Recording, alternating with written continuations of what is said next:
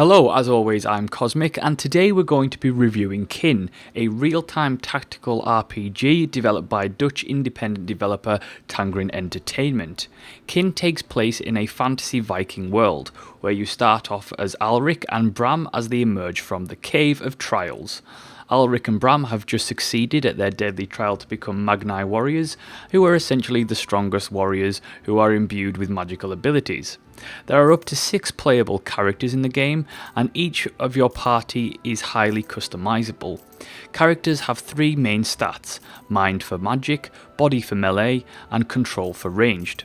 Each warrior can be specialised in how you want them to be, and there are no classes in the game, so you can create hybrid warriors who focus on 2 occupations. However, new abilities are unlocked every 15 points, so creating hybrid warriors will hinder you from accessing later abilities in certain trees.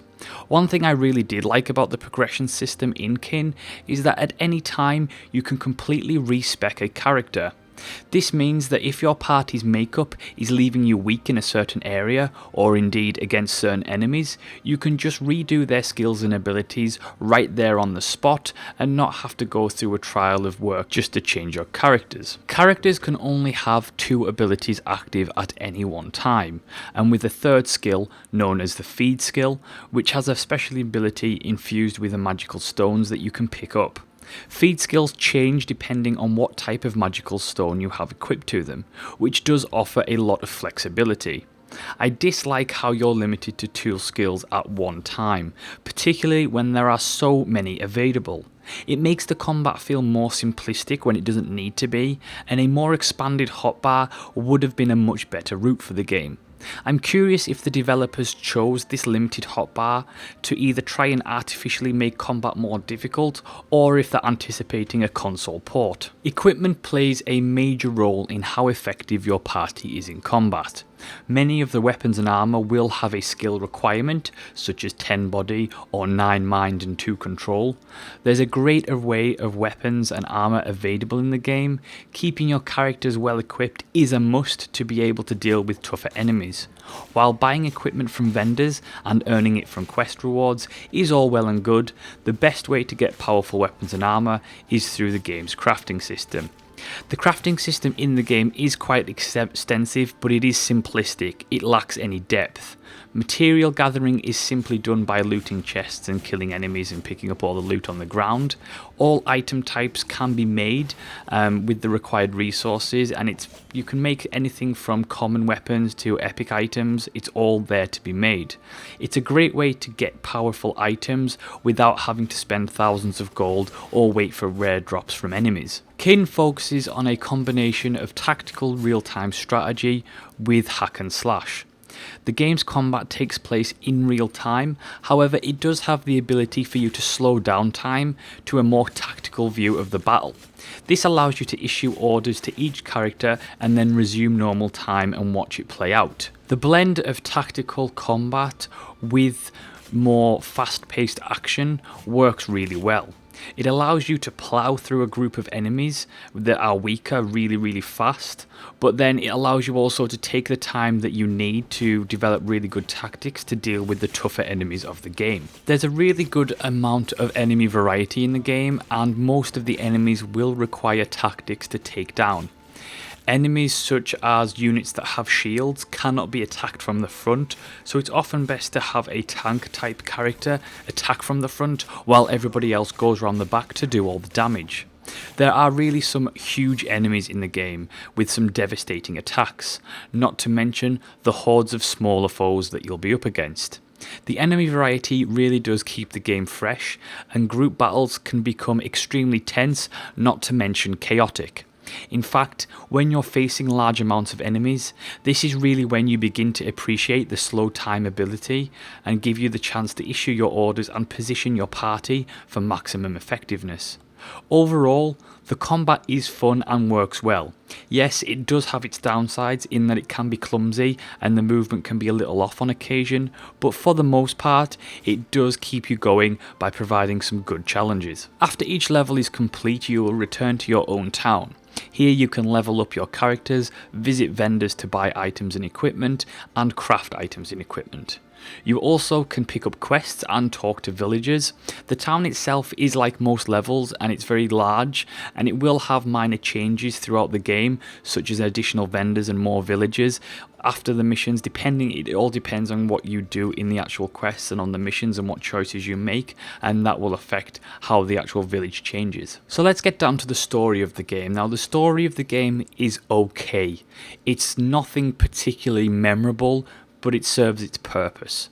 The most disappointing thing about the game for me was the writing. It was poor at best.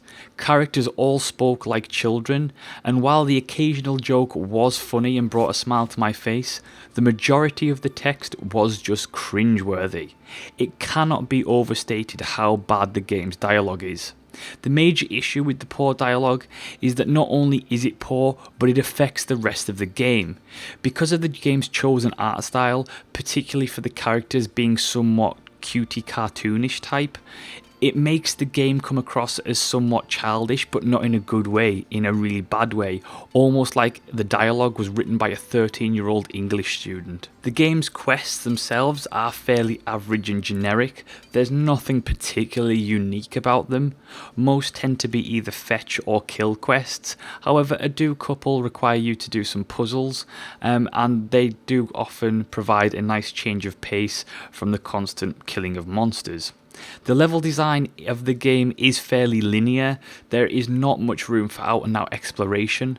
There are a couple of hidden areas to find here and there, and you will be trekking back and forth across the various levels. You will come across various puzzles in your quest, all ranging from fun and intriguing to outright frustrating. But the puzzles do provide a nice break up to the game, and it also kind of adds another feather to the game's cap. Each location that you visit will look great. The world design is well up to par with some really great visuals. Forests, towns, burning cities, remote ruins all look atmospheric and really do provide a really solid backdrop to the entire game. It's a real shame because there are really some majestically beautiful environments in the game, which are simply let down by the game's writing and story. The game's graphics are nice, the cartoonish look of the character models does work well, but they are heavily let down by the walk and run animations, which makes them all look like they're running after soiling themselves. Like I mentioned, all the environments and levels are vibrant with colour, and they all have some really nice lighting effects. Spells are also nice with vivid bright colours, which contrast really well with the rest of the game. There's very little to complain about visually bar the poor character animations. All in all, the game looks great, and it is something that for an indie game they have done a fantastic job. The game's soundtrack also is really good, and it's well worth a listen to. It provides both soothing scenic moments and really tense pumped up battle sequences. The sound effects of the game are also of a high quality. Everything from spells to running water sounds really great. They really have nailed the sound on this one. Sadly, the game is not voice acted, which I feel would have been a really good benefit to the game. Then again, with the script quality, it probably would have sounded ridiculous. Mind you, after hearing it in the sound booth, maybe the writers would have actually changed it because they actually heard someone else speak it and realised how ridiculous it actually sounded. To be honest, I think KYN is one of those games that you definitely should go out and try if you like RPGs, if you like games like Diablo, Dragon Age, that kind of thing. It's not perfect by any means. It is heavily let down by its story and particularly its writing, but as an indie games go, it's actually one of the better ones. I think if you can get past the writing and the story and just accept it for what it is, the actual combat and the actual environments that you get to explore and the combat with the enemies and all the different types of enemies that you get to face, it's actually well worth the $20. I think that if you don't like RPGs, you don't like the idea of real-time combat hack and slash with a more tactical slowdown element, then I think you probably shouldn't get this because it will probably frustrate you more than anything else, because I think if you don't like the core gameplay here, the story and the writing are definitely not going to save it for you. So that is my review of KYN. Thank you so much for watching and listening. Do like, subscribe, and leave a comment. Let me know what you thought of the game, and I will see you next time.